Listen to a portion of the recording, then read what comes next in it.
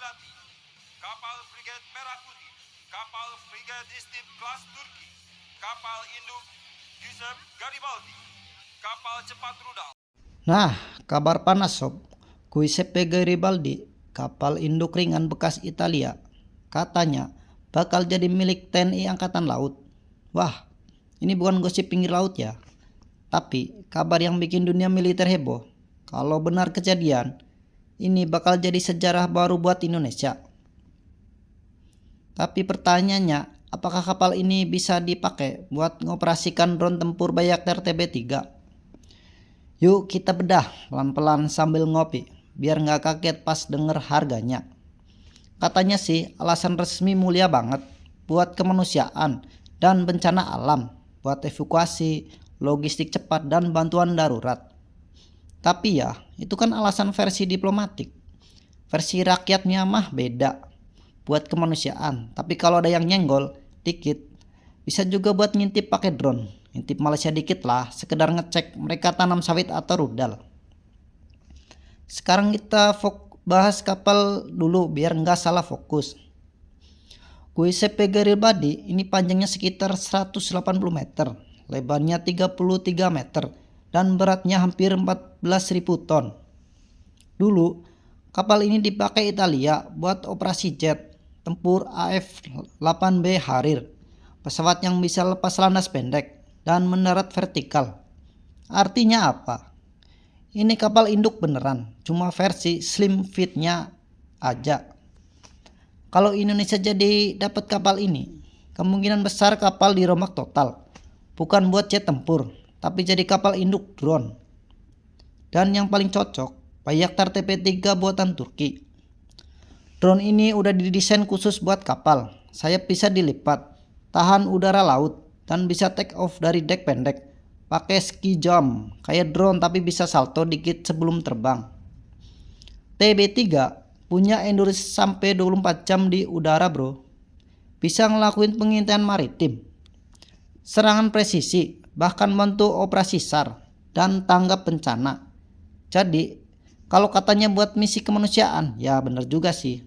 Tapi di sisi lain, drone ini juga bisa dipakai buat mantau tetangga yang suka kepo sama Natuna. Proses take off-nya juga keren. TB3 tinggal jalan ke ujung dek, gaspol terus meluncur lewat ski jump. Ibarat moto trail naik tanjakan tapi versi 180 meter dan terbang. Dengan sedikit modifikasi kayak data link, hangar, dan bengkel mini di kapal, Garibaldi langsung siap jadi kapal induk drone pertama Indonesia.